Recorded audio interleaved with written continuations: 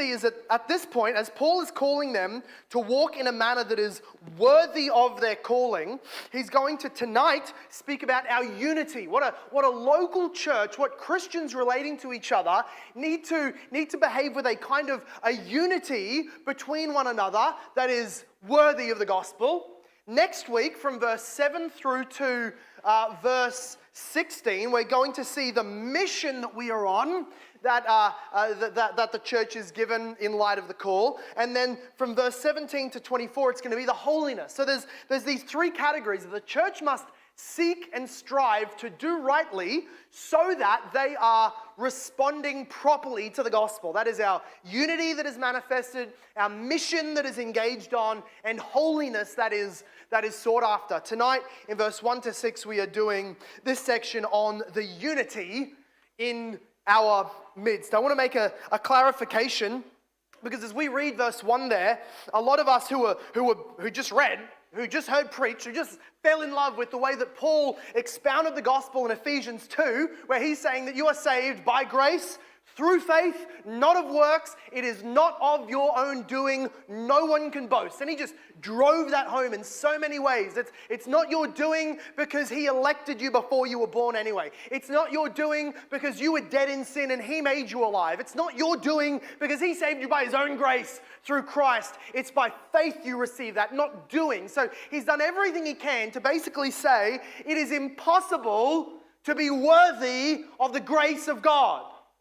It is impossible to be worthy of the gospel. You can't earn it. And then in chapter 4, he opens up by saying, walk in a manner worthy of your calling.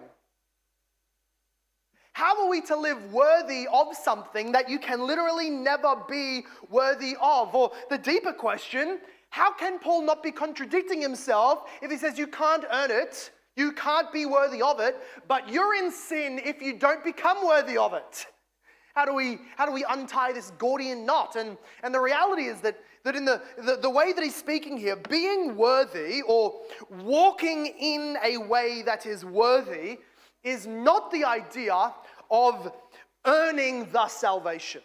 He is not saying that you ought to walk in such a way so as to earn your calling. He is saying, walk in such a way that shows off the worth of your calling. Walk in such a way that the equation makes sense.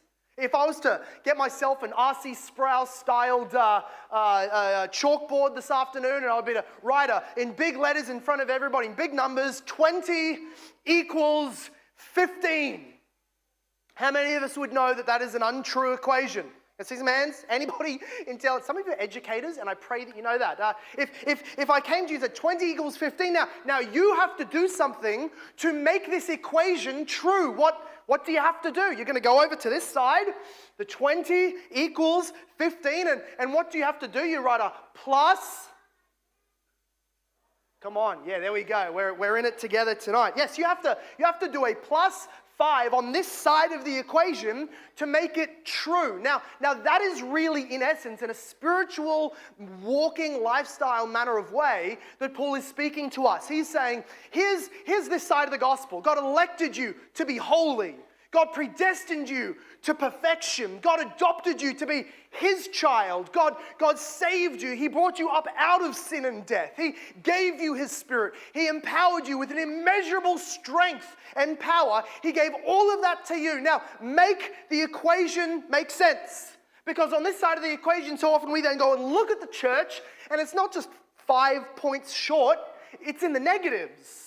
We will have this glorious doctrine that we claim, and yet on the other side of the equals side, it is simply not equal. It is imbalanced. It is not true as you look at the church. And so this is the call of Paul. Live in such a way as to equalize, not to be earning the salvation. You can never be worthy of it, but live in such a way that shows accurately the worth of it. Display the reality that you claim, in other words, is what Paul is saying.